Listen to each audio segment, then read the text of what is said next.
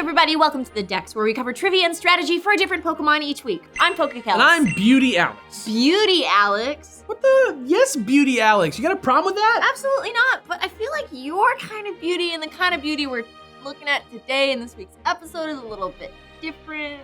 What do you mean your kind of beauty? Different how? Well, like this thing's more like a glamorous mermaid, and you're more like a plastic bag blowing in the wind. I'd be so offended right now if I didn't love the movie American Beauty. Not what I expected, but I'll take it. It's Milotic.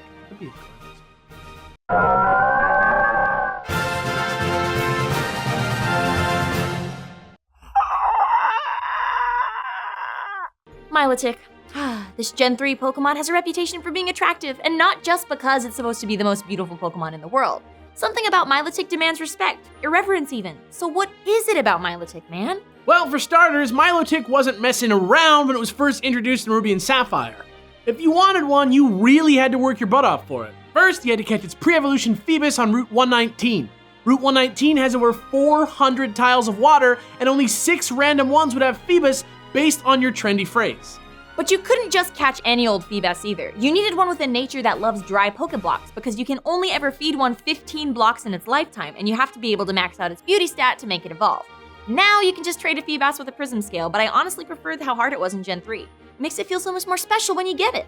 It's meant to be tough to evolve Phoebus because Milotic is a counterpart Pokemon to Gyarados. Both start as a very weak fish Pokemon and evolve into powerful sea serpents. They're both water types, and they both have base stat totals of 540.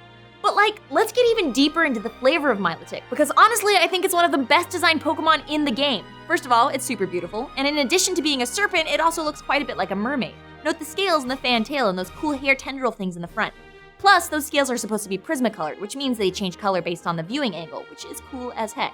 Milotic also has the ability to suppress anger and calm down troubled minds, and in fact, just the sight of one can change your heart, which feels pretty mermaidy, or more specifically, it reminds us of the Siren, a beautiful water creature who appeared to sailors as a beautiful woman on the beach and lured them to their deaths on the rocks with their song. Now granted, that seems a bit morbid and evil for Milotic, who always seemed kind of more benevolent to me, but maybe that's why its name sounds so close to the word melodic, a sweet and pleasant sound or song. Speaking of names though, Milotic has a lot going on in its name, so let's take a closer look in this week's ridiculous segment, Pokemon Etymology. Oh yes, I love this segment. Like it like a mermaid or like it like a dirty bag? Mermaid.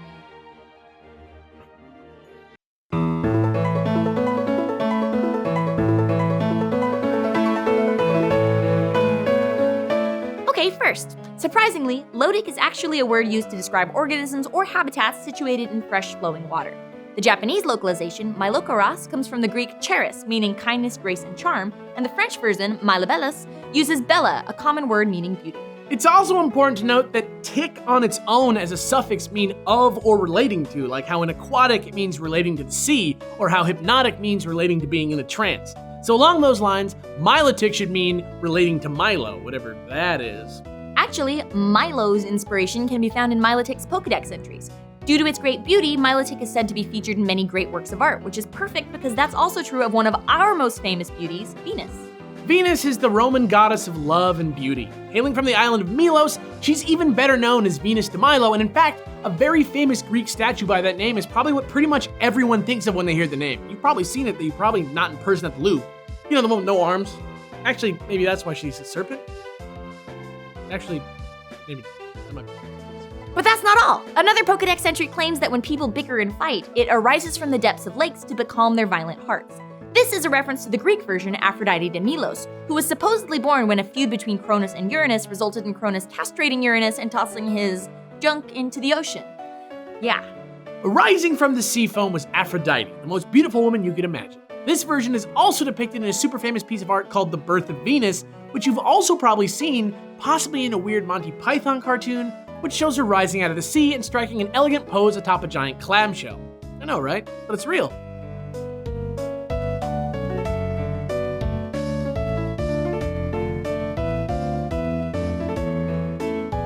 Wow, man, the sea, the beauty, the goddesses, no matter how you slice it, Milotic is just, dare I say it, perfect. Yeah, man, maybe that's why it's one of the most requested Pokemon ever on our show. I mean, if you hate Milotic, that's fine too, but that's on you.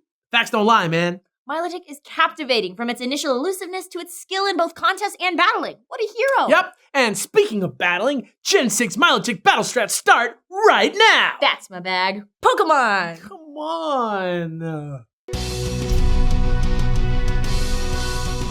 Milotic has pretty decent base stats, so there's a couple different ways to use it effectively.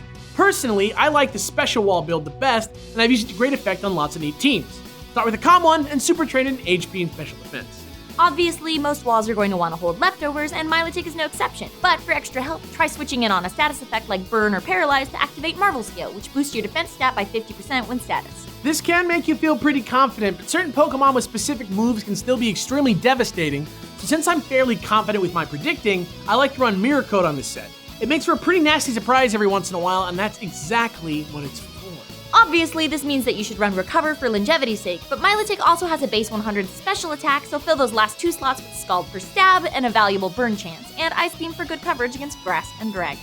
And that's our strat. But of course, that's not the only way to train a Milotic, so as always, here are a few random thoughts. Milotic already has base 125 special defense, so if you super train it with defense with a bold nature, Milotic becomes a great physical wall as well.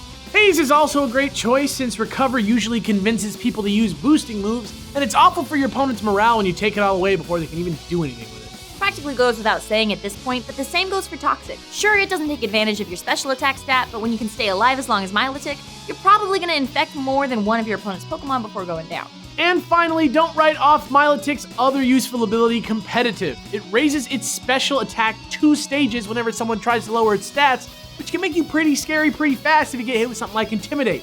Happy battling!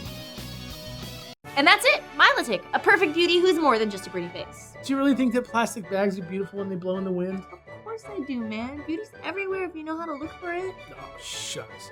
For more trivia and strats about Pokemon from the Hoenn region, click here. Or if you'd rather listen to this week's hour-long episode of the Dex podcast with Pokemon news and fan mail, click right here. And don't forget to click subscribe, too. I'm Beauty Alex. And I'm PokeKellz. Tune in next week for another boring episode of The Dex.